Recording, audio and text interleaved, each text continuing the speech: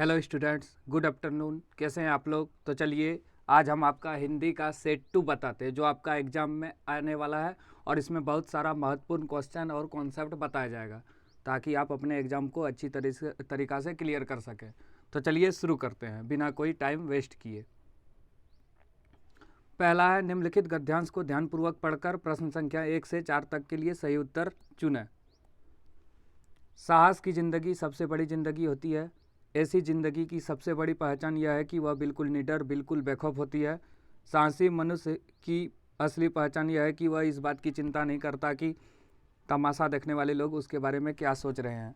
जनमत की उपेक्षा करके जीने वाला आदमी दुनिया की असली ताकत होती है और मनुष्यता को प्रकाश भी उसी आदमी से मिलता है।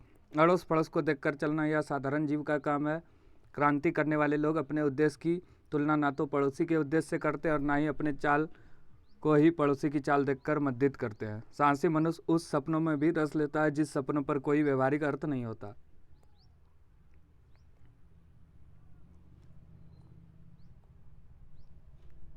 साहसी मनुष्य अपने सपने उधार नहीं लेते, मतलब दूसरे को सपना नहीं देखता, वह अपने विचारों में रमा हुआ अपने ही किताब पढ़ता है।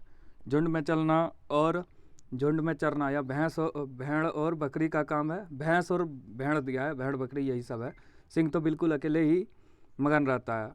अर्नाल्ड बेनेट ने एक जगह लिखा कि जो आदमी यह महसूस करता है कि किसी महान निश्चय के समय वह सांस से काम नहीं ले सकता, जिंदगी की चुनौती को कबूल नहीं कर सकता, वह सुखी नहीं हो सकता। चलिए अब किसके बारे में बात हो रहा है यहाँ पे? किसकी ज़िंदगी सबसे बड़ी होती है? साहस की ज़िंदगी सबसे बड़ी है। आगे, अड़ोस पड़ोस का देखकर चलना यह किसका काम है? यह साधारण जीव का काम है। साहस की क्या सबसे बड़ी होती है? ज़िंदगी किस मनुष्य की पहली पहचान यह है कि वह किसी के बारे में कोई चिंता नहीं करता, साहसी मनुष्य। चलिए अब आगे देखते हैं। यह है काव्यांश। पहले गद्यांश पढ़े, यह पद्यांश है। संकटों से वीर घबराते नहीं, आपदा देख छिप जाते नहीं, लग गए जिस काम में पूरा किए बिना काम करके व्यर्थ पछताते नहीं। हो सरल अथवा कठिन हो रास्ता, कर्मवीरों को ना इससे वास्ता, बढ़ चले तो अंत तक ही बढ़ चले, कठिनतर गिरी श्रृंग ऊपर बढ़ चले। कठिन पंथ को देखकर मुस्कुराते सदा, संकटों के बीच वे गाते सदा। है असंभव कुछ नहीं उसके लिए, सरल संभव कर दिखाते वे सदा। यह असंभव कायरो का शब्द है, कहा था नेपोलियन ने एक दिन। सच बताओ जिंदगी ही व्यर्थ है, दर्प बिन, उत्साह बिन और शक्ति बिन। तो संकटों में कौन घबराते नहीं? तो वीर। अगला, कठिन पन को देखकर कौन सदा मुस्कुराते हैं? कर्मवीर। असंभव किसका शब्द है? ये कायरो का शब्द है। व्यर्थ का क्या अर्थ है? व्यर्थ का अर्थ है बेमतलब। चलो अब आगे देखते हैं। निम्नलिखित में से अकर्मक क्रिया क्या है? अकर्मक मतलब जिसमें कर्ता के साथ सिर्फ क्रिया हो, कर्मना। घास खाती है, क्या खाती है? घास, इसमें सकर्मक है। गाना गाती है, क्या गाती है? गाना। क्या लिखता है? पत्र। लिए है, बच्चा रोता है। रोना, हंसना, सोना, दौड़ना, उड़ना, ये सब अकर्मक है। जो अवयव दो पदों, दो उपवाक, दो वाक्यों को परस्पर जोड़ने का काम करता है उसको बोलते हैं समुच्चय बोधक अवयव। निम्न में से कौन सा समुच्चय बोधक अवयव नहीं है? देखिए, और है जोड़ने का काम, इसलिए भी है, परंतु भी है, बहुत नहीं है। जब वर्षा होती है तब मोर नाचता है, ये निर्भर है तो मिश्र वाक्य होगा। जिस समास में पहला पद अवयव होता है उसको अवयवी भाव समास बोलते हैं। जैसे प्रतिदिन, दिन में आ गया प्रति, तो ये हो गया प्रतिदिन। माँ द्वारा भोजन बनाया गया, द्वारा आ गया तो कर्मवाच, माँ ने भोजन बनाई होता तो कर्तरीवाच होता।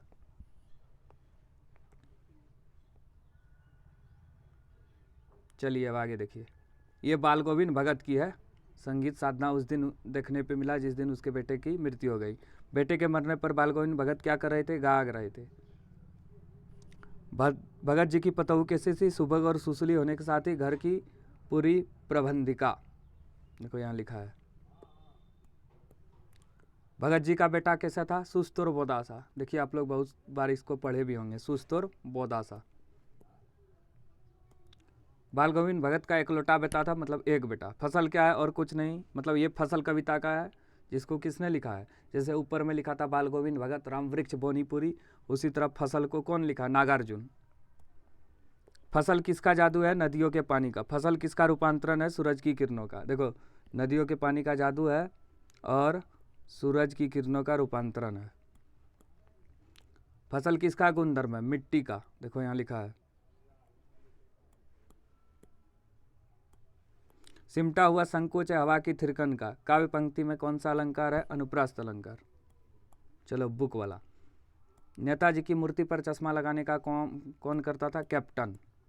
लेखक मनु भंडारी का बचपन किस शहर में बीता? अजमेर राजस्थान। बाल गोविंद भगत का कद कैसा था? मझोले कद के थे, गोरे चिट्ठे व्यक्ति।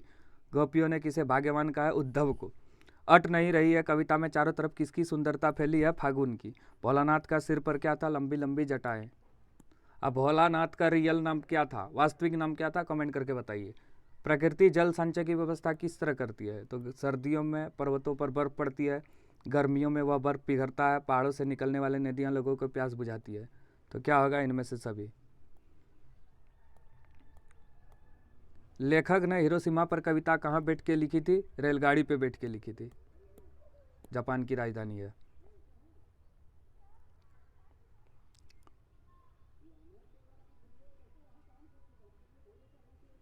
ये पैसेज है आपका सब्जेक्टिव का, तो इसको ध्यान से आप लोग देखिए, समझ गए? उसके बाद हम बताते हैं यहाँ से क्वेश्चन आंसर।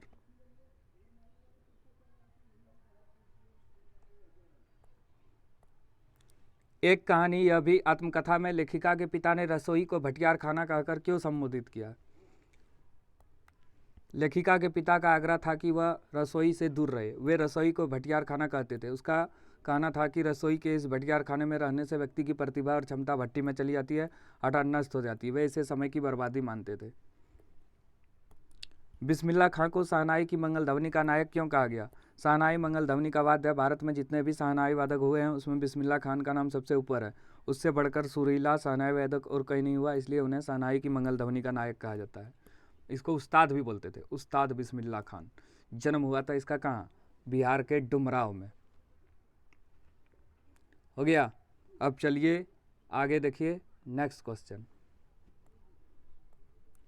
कैप्टन मूर्ति का चश्मा क्यों बार बार बदल देता था? पठित पाठ के आधार पर उत्तर दें। देखो, कैप्टन जो है वो नेताजी की मूर्ति पे चश्मा लगाता था। अगर कोई ग्राहक उस चश्मे को पसंद कर लेता था तो वो चश्मा उतार के ग्राहक को दे देता था, बाद में फिर वो दूसरा चश्मा लगा देता था।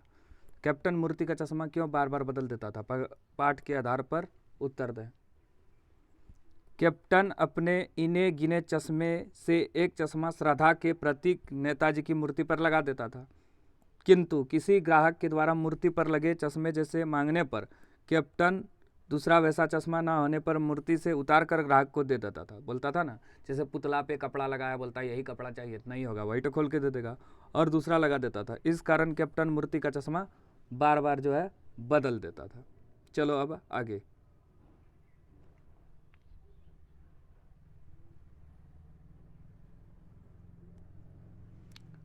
बाल गोविंद भगत का रेखाचित्र प्रस्तुत करें। नाम बाल गोविंद भगत, गृहस्थ होते हुए भी सन्यासी, उम्र 60 के ऊपर, मझोले कद के, गोरे चिट्टे व्यक्ति, बाल सफ़ेद और नूरानी, चेहरा चमकदार, कमर में सिर्फ एक लंगोटी और सिर पर कब्रपंथी कनपटी टोपी। उसकी वेशभूषा, हाथ में खजड़ी, तल्लीन होकर प्रभु भजन का गायन करती, यही उसकी दिनचर्या थी। स्मृति का पाथेय बनाने में कवि का क्या आशय है? स्मृति को पाथेय बनाने से कवि का यह आशय है कि जीवन में जो थोड़े बहुत मधुर क्षण आए हैं, अर्थात जब उसका मिलन प्रिय के साथ हुआ था, उस क्षण की स्मृति ही जीवन का सहारा है। इसी स्मृति के सहारे वह जी रहा है। अब जबकि वह चलते चलते थक गया, तब उसके मार्ग में यही सहारा रह गया कि वह पुरानी स्मृतियों को संजोए रखे।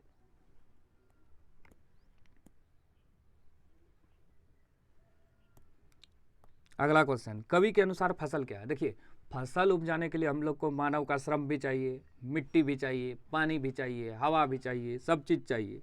तो वही इसमें व्याख्या किया गया है। तो देखिए, कवि के अनुसार फसल पानी, मिट्टी, धूप, हवा एवं मानव श्रम का मिलाजुला रूप है।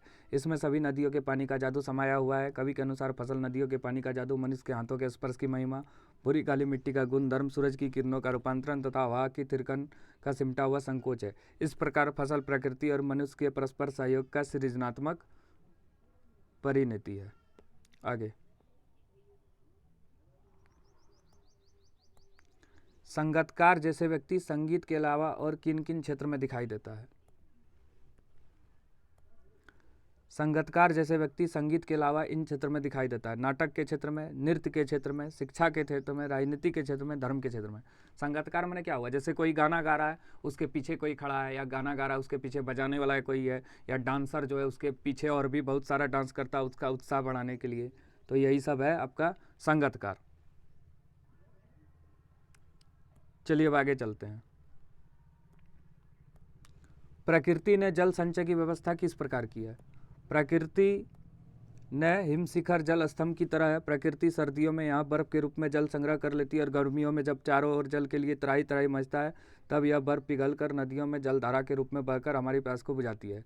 इस प्रकार प्रकृति ने जल संचय की व्यवस्था बहुत ही उत्तम प्रकार से की है। पाठ में आए किन प्रसंगों के आधार पर आप कह सकते हैं कि बिस्मिल्लाह खां मिली जुली संस्कृति के प्रतीक थे? चलिए देखिए, बिस्मिल्लाह खां हिंदू मुस्लिम एकता के प्रतीक थे या पर्याय थे। वे मिली जुली संस्कृति के प्रतीक थे। वे काशी के संकट मोचन मंदिर में हनुमान जयंती के अवसर पर आयोजित संगीत सभा में अवश्य सम्मिलित होते थे। वे बालाजी के मंदिर के नौबत खाने में शहनाई का रिवाज नियमित रूप से करते थे। वे जीवन भर विश्वनाथ मंदिर में शहनाई बजाते थे। इसी प्रकार वे मुहर्रम के अवसर पर 8वीं तिथि को शहनाई खड़े होकर बजाते थे। इन दोनों में कोई अंतर नहीं था। मतलब वो हिंदू मुस्लिम जो है एकता के साथ काम करते थे।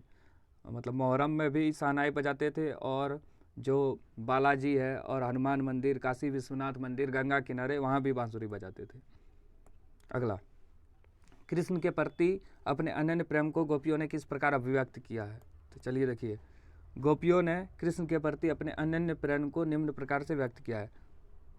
पहला, वे स्वयं को कृष्ण रूपी गुड़ पर लिपटी हुई चींटी कहते हैं। वे स्वयं को हरिल पक्षी के समान कहती है जिसने कृष्ण प्रेम रूपी लकड़ी को दृढ़ता से थमा हुआ है। वे मन वचन और कर्म से कृष्ण को मन में धारण किए हुए हैं। वे सोते जागते दिन रात और यहाँ तक कि सपनों में भी कृष्ण का नाम रटती है। वे कृष्ण से दूर ले जाने वाले योग संदेश को सुनते ही विवधित हो उठती है। भाव स्पष्ट करने बोला है। देखिए, बादल गरजो, घेर घेर घोर गगन, धराधल ओ, ललित ललित काले घुंघराले, बाल कल्पना कैसे पाले, विद्युत छवि उर में कवि नवजीवन वाले, वज्र छिपा नूतन कविता फिर भर दो बादल गरजो। चलो इसका व्याख्या देखिए क्या है। कवि बादल में क्रांति का स्वर सुनता है। वह उसके गड़गड़ाने स्वर पर मोहित होकर कहता है, ओ बादल तुम खूब गरजो, कड़को गड़गड़ाओ, तुम अपने भयंकर गर्जन तर्जन से इस आकाश को घेर लो। तुम्हारे केस कितने सुंदर काले और घुंघराले हैं, ये कल्पना के विस्तार के समान घने हैं। कवि बादल को कवि की संज्ञा देते हुए कहता है, अपने हृदय में बिजली की चमक छुपाए हुए ओ कवि, संसार को नया जीवन देने वाले ओ कवि, तुम अपने भावनाओं में वर्ज छिपाकर समूचे संसार में जोश का परुषमय स्वर भर दो। हे बादल तुम गरजो गड़गड़ाओ।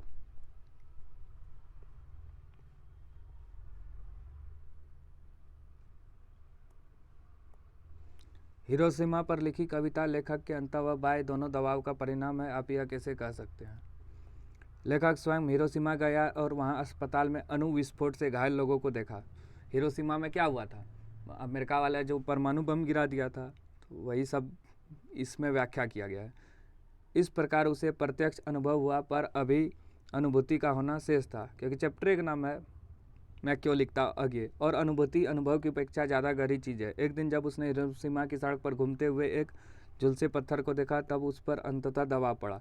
पहला प्रभाव बाह्य था, जब दोनों प्रभाव संयुक्त होकर तब लेखक के भीतर की अकुलता जागी। यह बुद्धि बाह्यता के क्षेत्र से बढ़कर संवेदना अंतर क्षेत्र में आ गई।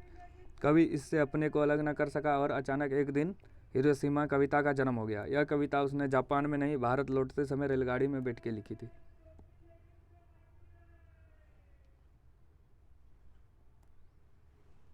अगला, भारतीय कृषक अथवा भारत का किसान, मतलब इस पे निबंध लिखना है आपको।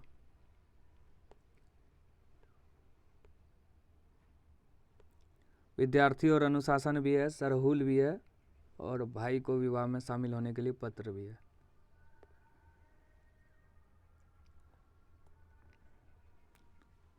गांधी जी ने कहा था, भारत का हृदय गांव में बसता है, गांव में ही सेवा और परिश्रम के अवतार किसान बसते हैं। ये किसान ही नगरवासियों के अन्नदाता है, सृष्टि पालक है। सरल जीवन, भारत के किसान का जीवन बड़ा सहज तथा सरल होता है। उसमें किसी प्रकार की कृतज्ञता नहीं होती। वे अपने जीवन की आवश्यकता को सीमित रखता है। रूखा सूखा भोजन करके भी वह स्वर्गीय सुख का अनुभव करता है। माँ प्रकृति की गोद में उसे बड़ा संतोष मिलता है। प्रकृति से निकट का संबंध होने के कारण भारतीय किसान हष्ट-पुष्ट तथा स्वस्थ होते हैं। वह स्नेहशील, दयालु तथा दूसरों के सुख दुख में हाथ बटाते हैं। वह सात्विक जीवन जीते हैं। परिश्रम, भारत का किसान बड़ा परिश्रमी है। वह गर्मी, सर्दी तथा वर्षा की परवाह किए बिना अपने कार्य में जुटे रहते हैं। जेठ की दोपहर, वर्षा ऋतु की उमड़ती घुमड़ती काली मेघ मलाएं तथा शीत ऋतु की हड़ कपा देने वाली वायु भी उसे अपने कर्तव्य से रोक नहीं पाती। भारत किसान का जीवन बड़ा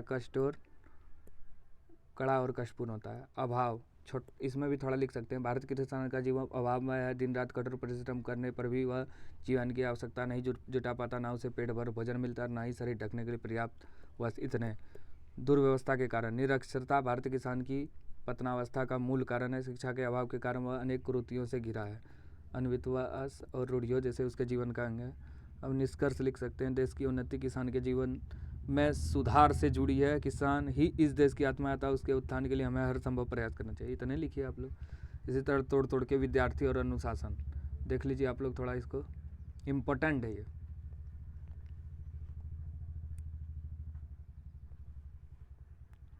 समझ गए हैं आप?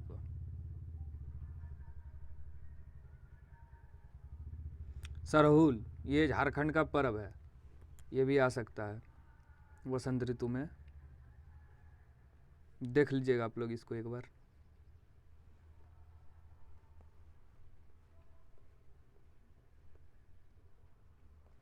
चलिए आगे। अपने भाई के विवाह में शामिल होने के लिए मित्र को एक पत्र लिखें। तो सबसे पहले रातू रोड रांची, ये एड्रेस हुआ। ये आपका डेट है जब पत्र लिखिएगा उस दिन का। प्रिय मित्र विक्की, कुछ भी लिख सकते हैं। तो मैं यह सूचित होते हुए अत्यंत हर्ष हो रहा है कि मेरे भाई का विवाह 7 जून 2025 को होना निश्चित है। बारात ध्रुवा से रातू रोड रांची जाएगी। तुम 6 जून तक अवश्य यहाँ पहुँच जाना। उन दिनों विद्यालय भी अवकाश रहेगा, अतः तुम्हें माता पिता से अनुमति लेने में कोई भी असुविधा नहीं होगी। ये सब आप लोग लिख सकते हैं। अपने क्षेत्र में, ये भी बहुत इम्पोर्टेंट है। अपने क्षेत्र में पेड़ पौधे की अनियंत्रित कटाई को रोकने के लिए जिलाधिकारी को क्या करना है? एक पत्र लिखना है। तो सेवा में जिलाधिकारी, झारखंड वन संस्थान रांची। दिनांक, जब लेटर लिख रहे हैं उस दिन का डेट 7 मार्च 2025। विषय, पेड़ पौधे की कटाई रोकने के संदर्भ में। महते, मैं रांची का निवासी हूँ। मेरे क्षेत्र में इन दिनों पेड़ पौधे की निर्मम कटाई हो रही है। इस तरह किसी वन पदाधिकारी का भी ध्यान नहीं जा रहा है। देश का नागरिक होने के नाते मेरा यह कर्तव्य है कि मैं आपका ध्यान इस तरफ आकृष्ट करूं। हालांकि इस क्षेत्र में वन पेड़ पौधे की कटाई पर प्रतिबंध है, परंतु यह दुख का विषय है कि पेड़ पौधे की कटाई किसी भी प्रकार रुक नहीं रही है। मैं आशा करता हूं कि आप मेरे उपयुक्त शिकायत पर ध्यान देंगे और वन विभाग के भ्रष्ट पदाधिकारी, कर्मचारी एवं बाहुबली पहुंचाने रंगदार के खिलाफ कार्रवाई करेंगे। ये सब लिखना है आपको। समाज में बढ़ रहे अपराध के प्रति जागरूक, तो इसमें हम लोग सबसे पहले डब्बा बनाएंगे और यही सब लिख सकते हैं। आपका सहयोग हमारी सफलता। अपराध नियंत्रण जन जागरूकता कार्यक्रम। सतर्क रहें, सचेत रहें। आपराधिक गतिविधियों की सूचना तुरंत पुलिस को दें।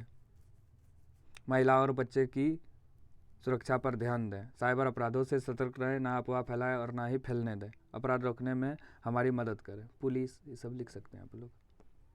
शिक्षा के प्रति जागरूक, तो क्या है? सब पढ़ें, सब बढ़ें। शिक्षा ही जीवन है। शिक्षा के बिना जीवन अधूरा। शिक्षा हमारा हक है, अधिकार है। यही सब लिख सकते हैं। शिक्षा विभाग द्वारा जनहित में जारी। समझ गए? और आपको डब्बा तो बनाना ही है चारों बगल। ये बहुत ही इम्पोर्टेंट है। ठीक है, आप लोग वीडियो को शेयर कीजिए, लाइक कीजिए, कमेंट कीजिए और चैनल जो सब्सक्राइब नहीं किए हैं सब्सक्राइब कर लीजिए। ऑल द बेस्ट आपका एग्ज़ाम के लिए। ठीक है, थैंक यू।